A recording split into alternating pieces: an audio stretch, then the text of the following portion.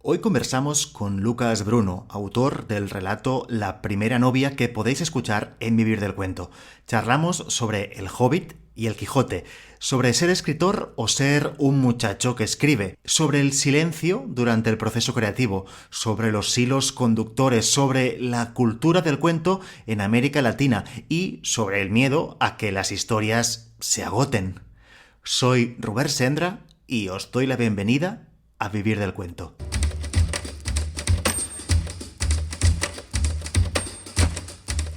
Vivir del Cuento, el podcast de las historias que van contigo.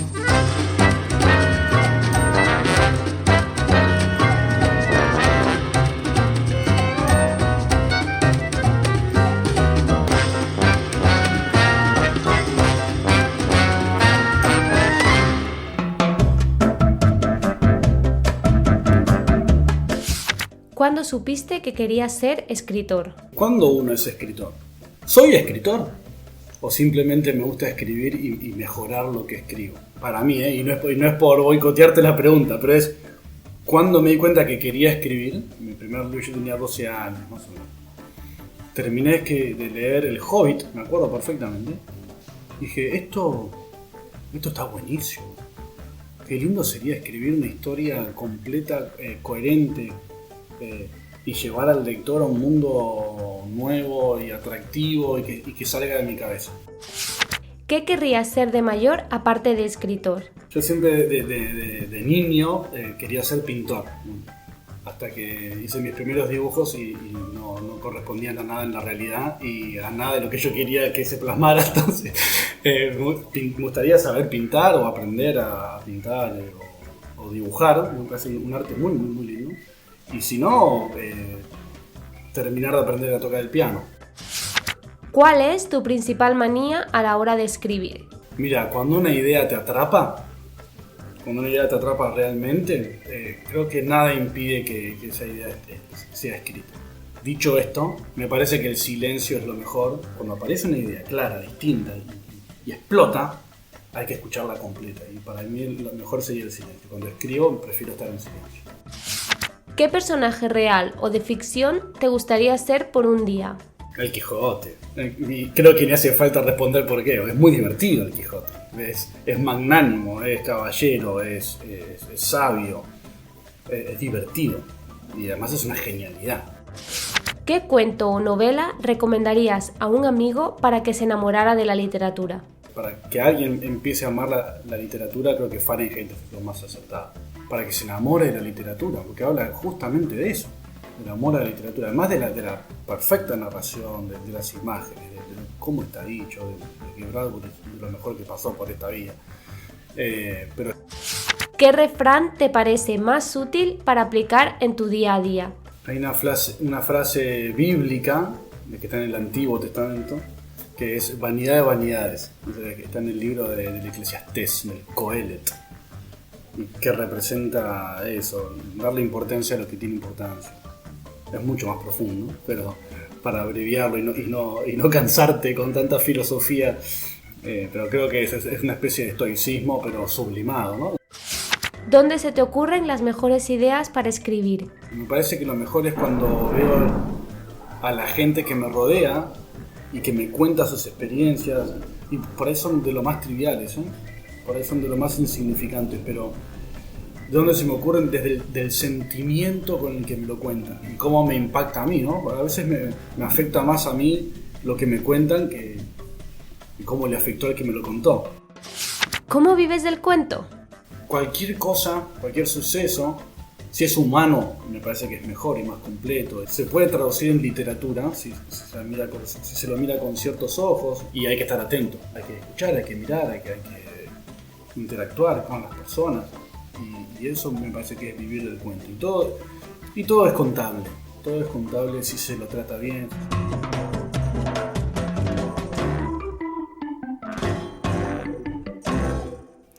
Hola Lucas, bienvenido de nuevo al podcast. ¿Cómo estás?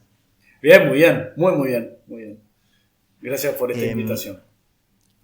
Igualmente, muy agradecido de que estés con nosotros. Me han llamado mucho la atención algunas de las respuestas que nos has dado en esta parte de preguntas cortas, ¿no? Por ejemplo, lo que comentabas al final, ¿no? De que cualquier suceso es susceptible de convertirse en Sí. literatura si se mira con los ojos adecuados, ¿no?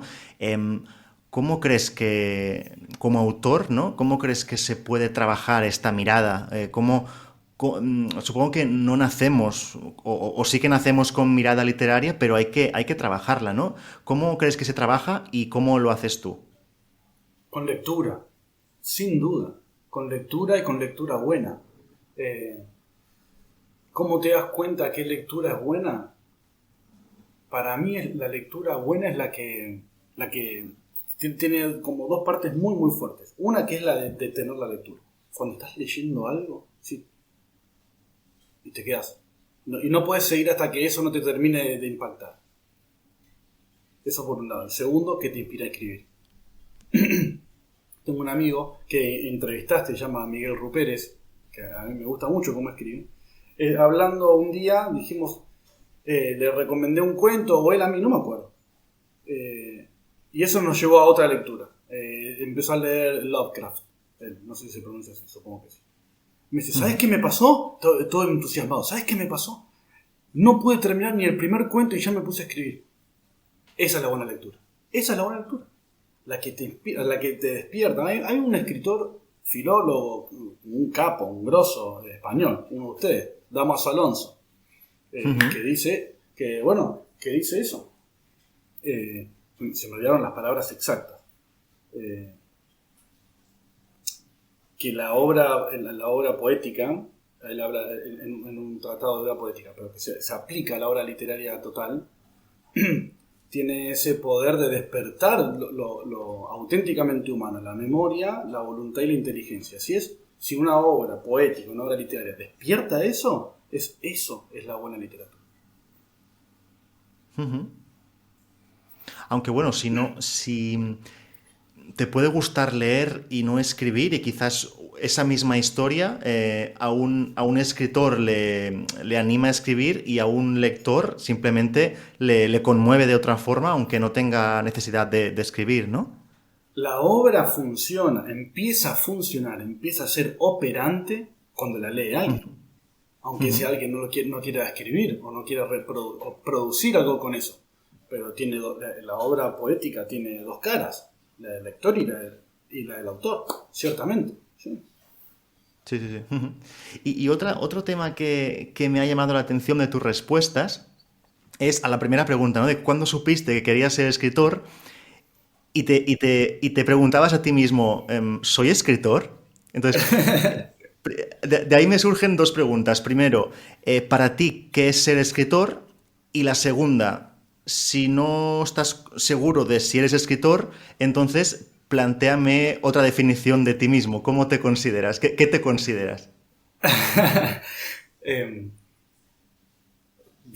preguntas difíciles de responder. Ya, Yo sí, es verdad. le voy a robar la respuesta a uno de mis autores preferidos, que es Juan Carlos Zanetti, un uruguayo, que decía, yo soy un muchacho que escribe.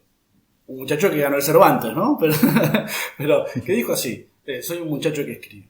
Eh, si escritor es, si ser escritor es poder haber podido expresar con palabras y dejarlo asentado de una manera bien hecha, según lo miren ciertos ojos, haber publicado y que el librito diga tu nombre, bueno, sí, soy escritor, en lo técnico, en lo material, en lo concreto.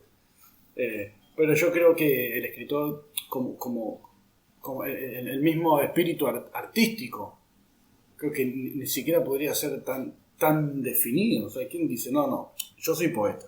No, vos ves las cosas de una manera que te hace hacer cosas poéticas. Me parece que va un poco más por ese lado. Y además me tranquiliza mucho más, porque el día que yo deje de escribir porque no tengo más inspiración, ¿soy escritor o no?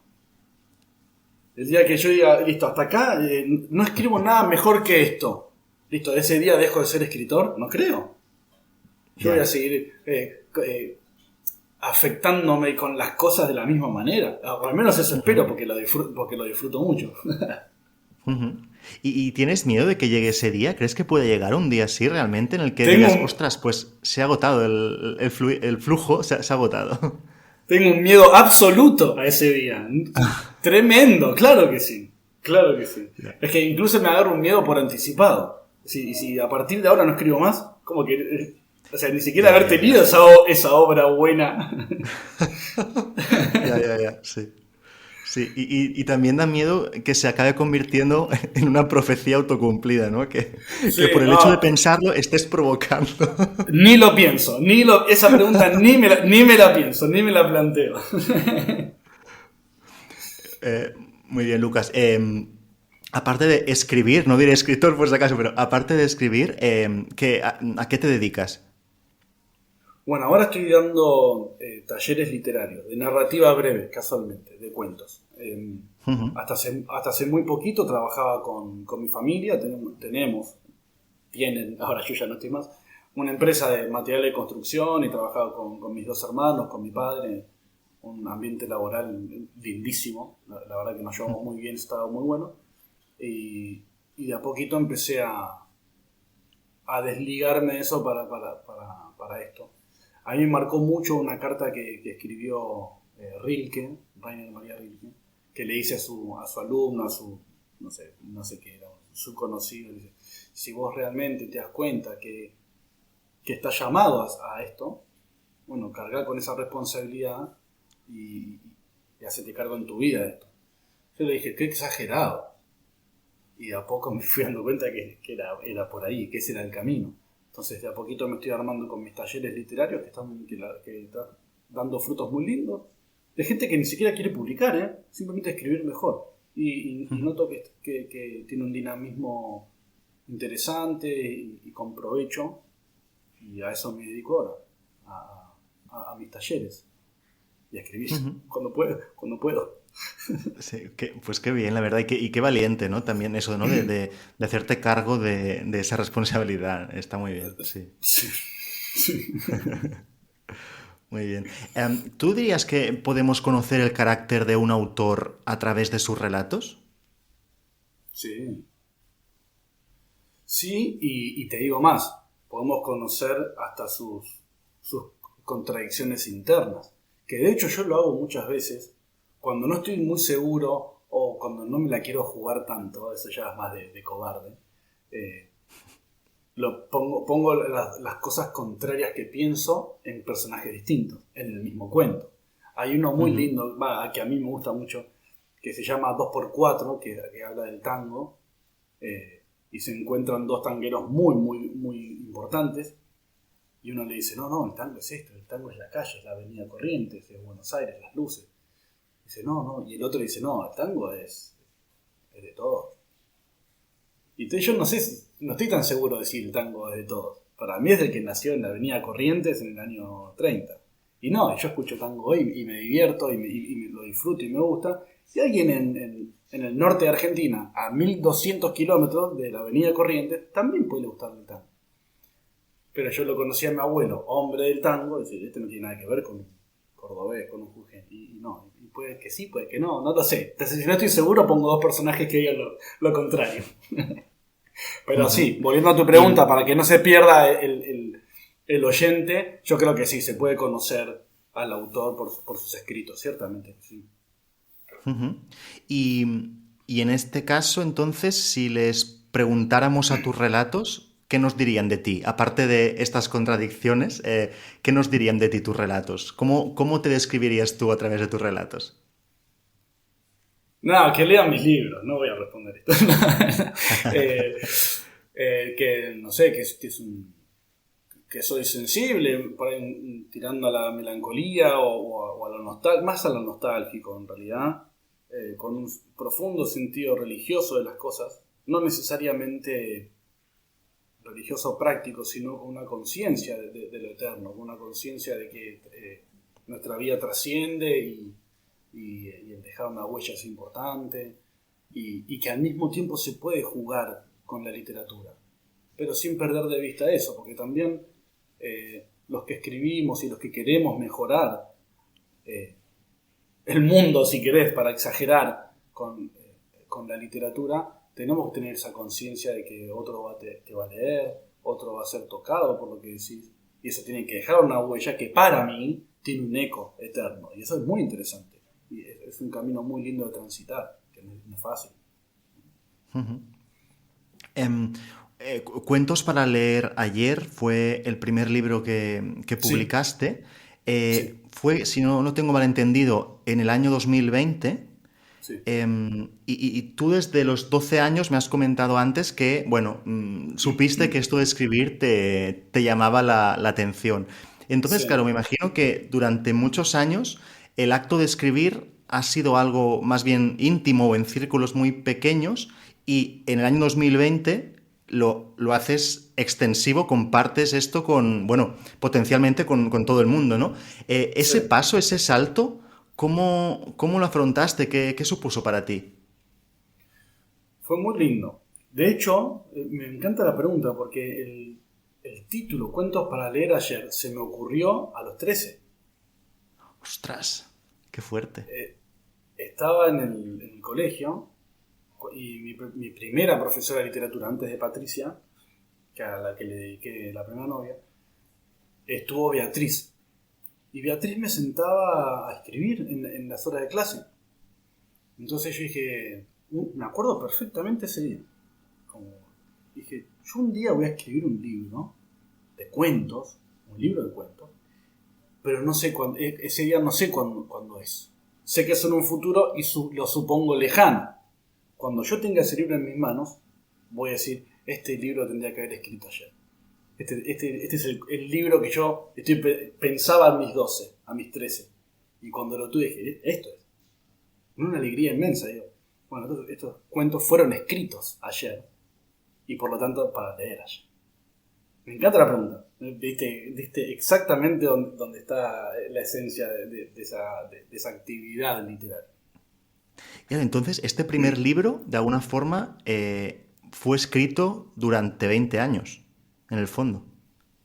Sí, no me gusta decirlo de esa manera cuando son cuentos, pero para darle un barniz poético sí, puede ser. Sí, me gustaría decir eso.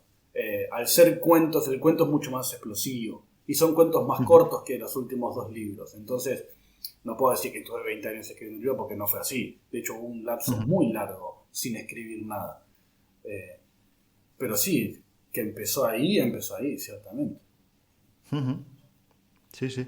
Y claro, y del primer libro al segundo, es decir, esa sensación de he tenido muchos años para escribir el primero, pero el segundo llega solo un par de años más tarde, ¿cómo se mantiene esa mirada, ese espíritu, esa capacidad de encontrar ideas cuando hay mucho menos tiempo para escribirlas, ¿no? Porque al final ya entras en la rueda de ir publicando, ¿no? Claro. Bueno, nunca me puse no me gusta hablar en inglés. Un deadline. Nunca me puse un tiempo limitado para escribir. Yo creo que eso aparece solo. Cuando empecé a escribir el segundo libro, que fue muy distinto al primero porque fue con intención de libro de cuentos. ¿Vale? El primero fue, tengo estos cuentos, los voy a publicar. Los había escrito en algún momento de mi vida. Y esto es, empecé a escribir de vuelta un libro de cuentos. Entonces era una intención de libro. Tenía otra mirada. Y cuando escribí el último, cronológicamente, no el que está en el libro, digo, hasta acá. Y tenía más cosas, empezadas, o como para publicar. Dijeron, no, el libro es esto. Y apareció así. Y eso fue el tiempo que fue desde el primer segundo. Y nada más. No dije, bueno, en 2022 voy a publicar. No. Apareció así. Clarísimo. Hasta acá es el libro. Lo que venga después de esto no tiene nada que ver con lo que escribí ahora. Y así apareció y con esa naturalidad, con esa sencillez. Estamos hablando de Se juntan en la plaza, de tu segundo libro, y en este caso usaste hilos conductores, ¿no? Para dar una unidad, una coherencia a todo el libro. No los usé. Me di cuenta después. Por eso me di cuenta lo de que hasta ahí era ese libro. Porque todos los cuentos tenían de alguna manera puntadas que hacían una sola tela.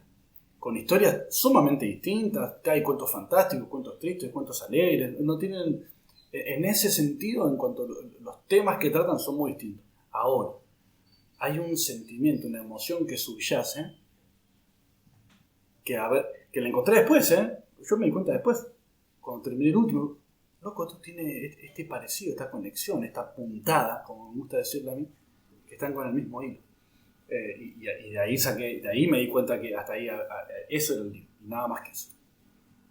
Uh-huh. ¿Y te ocurrió lo mismo en el tercer libro, en Una planta que nace?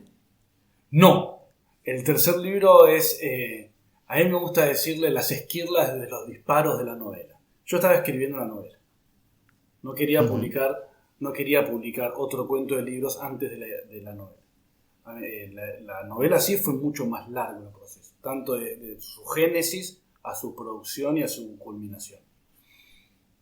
Pero durante la novela, es como te digo, aparecen cosas simpáticas, graciosas, que valen, que te piden un tratamiento literario.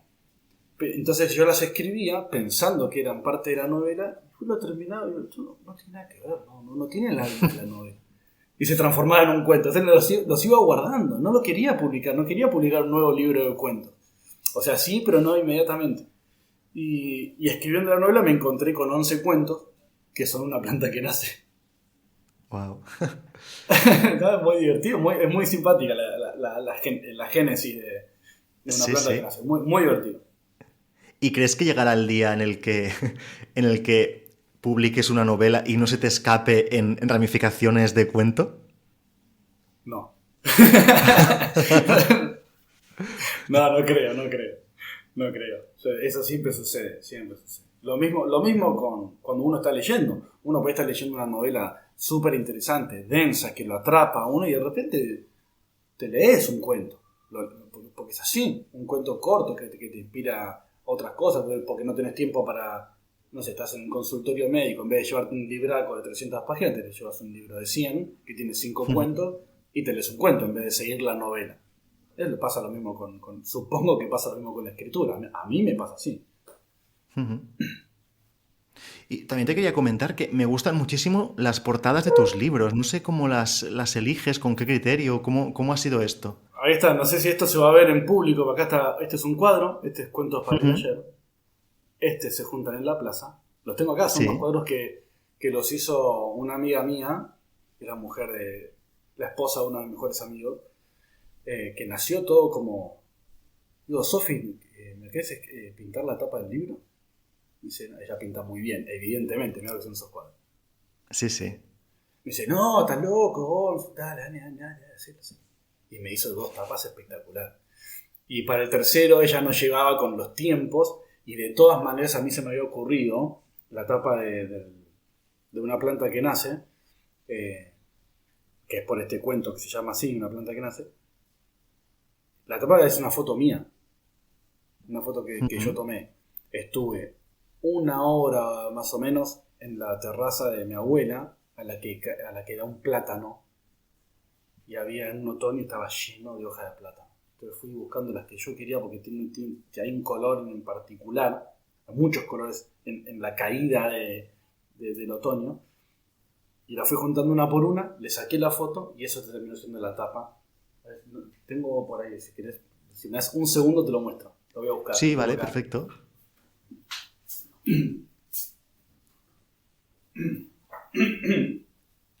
Este es el libro. Es que tiene las hojas acá y que sigue atrás. Bueno, estas hojas, que en realidad sería la foto, bueno, se entiende. Son hojas que yo junté buscando esos colores de cada uno. Estuve un rato largo, después las junté todas y al editor le dije, quiero esta tapa. Y no hay otra. Así que Sofi no llegó a pintar. Pero bueno, tenemos esta poética tapa para Una planta que nace. Sí. Muy artesanal, la verdad. Estoy sí. Te quería preguntar también acerca de la fama, ¿no? del cuento, ¿no? Creo que en Latinoamérica hay más cultura del cuento, del relato, que en España. No sé si estás de acuerdo, no sé por qué, no sé si es por el espíritu de Cortázar o por qué es. Yo creo, bueno, creo que sí, creo que porque hubo grandes cuentistas latinoamericanos, hubo grandes cuentistas, Borges, Cortázar, como referentes, ¿no? Pero, Rulfo, los cuentos de Rulfo son buenísimos. Bueno, también es mexicano, pero para el caso es lo mismo. Y a partir de ahí, toda la escuela que formaron, la escuela a nivel nacional, ¿no? Como, está bueno escribir cuentos, Quiroga, Onetti, uruguayo, pero para el caso es lo mismo, Felisberto Hernández, Abelardo Castillo, ¿no? Grandes cuentistas. Y fíjate que la influencia grande son los rusos. O sea, Chekhov, bueno, Chekhov sobre todo, pero bueno, Maupassant, obviamente, y Edgar Allan Poe. Pero el cuento tiene una magia espectacular, que es, como dice Quiroga, es la novela depurada de ripios. Y bien logrado, bien depurada esa novela, me leí una novelita de 5 páginas. Espectacular. El español es más, no voy a decir nada malo, no te preocupes. El español es más complejo porque el idioma es de ustedes y lo conocen más, lo conocen mejor y además después del Quijote es como, yo quiero hacer eso, no quiero escribir un cuento, quiero escribir otro Quijote. No es que es un estudio ni nada, estoy pensando en la respuesta ahora. Y tenés el Cantar de Miocid. Son cosas mucho más extensas, más largas, más... El latinoamericano somos así, más explosivos, que no sé. Puede ser. Quizás es eso, ¿no? Que el primer amor marca mucho, ¿no? El primer amor literario, ¿no? Si te enamoraste por primera vez de un cuento, pues querrás hacer cuentos, ¿no? Y si te enamoraste de una novela, pues querrás hacer novelas, ¿no? Claro, yo no sé qué les enseñan a ustedes en la primaria o en los primeros años de la secundaria. Para nosotros, yo leí al menos Casa Tomada de Cortázar, no leí un cuento, es un cuento de 4 páginas. Sí, Leímos. Yo en bachillerato creo que lo leí, sí. Claro. Y está en argentino. No está en español, está en argentino. Sí, esto está buenísimo. Sí. Bueno, ahora léanse esta novela de 600 páginas. No, dame otro cuento. Claro. Sí. Claro, creo que va un poco por eso. Sí. Bueno, yo, por ejemplo, las novelas largas que teníamos que leernos en bachillerato, como el curso estaba muy enfocado a aprobar los exámenes finales para acceder a la universidad, acaba siendo todo algo muy funcional y ya desde el Ministerio o la Conselleria de Cultura en Cataluña, por ejemplo, La Regenta, recuerdo el libro de La Regenta, ya te marcaban qué capítulos tenías que leer y no tenías que leerla entera, la novela, solamente los capítulos que... es un crimen un poco, ¿no? Porque al final una novela, pues, o no te la leas o léela entera, ¿no? Y si no, pues léete cuentos que ocupan poco, ¿no? Tal cual. Sí, igual, y lo que decía Borges de la lectura obligatoria, ¿no? Que es totalmente innecesaria. Sí, es un arma de destrucción de lectores, realmente, la lectura obligatoria. Sí. Ciertamente. Ahora, para ir encarrilando el final de la entrevista, me gustaría hablarte a ti, Lucas, como profesor. Tú me has comentado, ¿no?, que eres el profesor de Miguel Ángel Rupérez, que tuvimos aquí en el podcast hace un par de meses. Sí. Entonces, me gustaría que me dijeras, como profesor, pues cómo ves la obra de tu alumno. Buenísima. Es buenísima. Miguel tiene una frescura muy original. Y trata bien los temas. Creo que aprendió rápido cómo tratar un tema. Y eso es lo único importante en un cuento. Al principio me traía microcuentos, que se le da muy bien. Y digo, alargame esto. Alargame este cuento. ¿Y cómo hago? Me dice, porque ya está escrito. No, atrás hay un montón de cosas. Atrás de esto hay un montón de cosas. Y esa consigna la entendió muy rápido Y creo que sí, no, yo lo recomiendo siempre. De hecho, a los alumnos de ahora, a veces cuando les doy una consigna que dispare la escritura de un cuento, le doy con algún cuento de Miguel. Tiene un par de cuentos fantásticos que son de interesante reflexión. Y después, no sé, tiene una andadura natural y original. Está bueno lo que hace. Espero que siga escribiendo. Creo que tiene más para dar. Y de los consejos de escritura que das a tus alumnos, ¿cuál de ellos crees que es el que más te tienes que repetir a ti mismo o aplicarte a ti mismo porque apunta a un punto débil o algo que quieres mejorar de tu escritura? ¿Cuál es tu pecado como escritor que intentas siempre luchar contra él cuando escribes? La autocrítica. Que el cuento salga como te va surgiendo. No la idea, sino la escritura propiamente dicha del cuento. Las palabras, yo me trabo mucho en usar las palabras, porque quiero la exacta, quiero la inigualable, la irreemplazable, y quizás esa ya la tengo. Entonces escribo y después digo, no, esto no va. Entonces tardo mucho en escribir. Antes me era mucho más natural. Y ahora, claro, estoy mucho más... Claro, cuanto más leo, más difícil se me hace escribir. Pero sí, ese efecto de hacerlo lo más natural posible. Siempre. Es el mejor consejo. Después se lo trabaja. Muy bien. Tu próximo proyecto es Ciertos Destinos, que es una novela. Cuéntanos, ¿cuándo va a salir? ¿Qué perspectivas tienes? Bueno, mañana tengo una reunión con la editorial para ultimar detalles. Empezará el proceso de maquetación ahora. Yo en marzo voy a estar en España visitando amigos, a Miguel. Si puedo visitar a la gente de Vivir del Cuento, para mí será un honor. Voy a presentar mi obra en Alicante, el último libro y los otros dos por obviedad, porque voy a estar ahí. Así que tengo pensado cuando vuelvo del viaje publicar la novela. Es cortita, es muy cortita, tendrá 120 páginas. Un libro corto. Es una novela, propiamente dicho. Así que ese es el proyecto. Será en abril, mayo. Tengo apuro. Muy bien, pues estaremos atentos. Y quien quiera saber más de ti, ¿dónde puede encontrarte? Me puede encontrar en Instagram como Lucas Bruno, escritor. Tan fácil como eso. Lucas Bruno es mi apellido, pero se escribe como el nombre, escritor. Okay. Sencillo. Genial, Lucas. Pues ha sido un auténtico placer tenerte aquí en el podcast. Espero que ahora en marzo nos podamos ver por Barcelona. ¡Ojalá! Espero que sí. Así que muchísimas gracias. Y ya sabes que esta es tu casa desde hoy, así que estamos en contacto. Qué grande. Sí, la verdad que es un gustazo y estas cosas me encantan y agradecerte, ¿no? Porque a los escritores autopublicados estas cosas nos ayudan mucho. Porque hay tanta publicación. Uno va a las librerías y hay tantos libros, pero tantísimos libros. ¿Y esta gente quién es? ¿Estará bueno el libro? Sí. ¿No estará bueno? Bueno, este tipo de cosas te hacen discriminar mucho más, discriminar en el buen sentido. Decir, a esta autor ya lo conozco y me gustó lo que dijo, o no me interesó lo que dijo, entonces ya sé que no. Y eso está bueno, es muy sano también al momento de leer.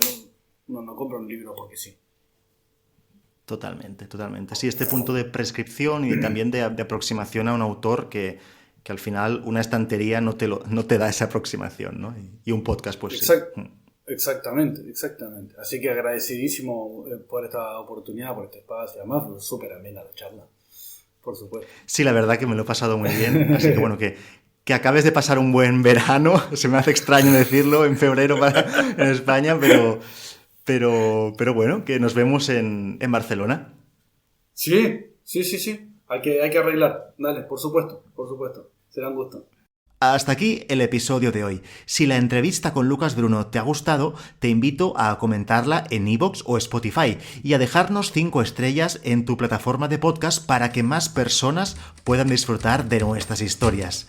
Gracias por darle vida a este cuento. Un abrazo.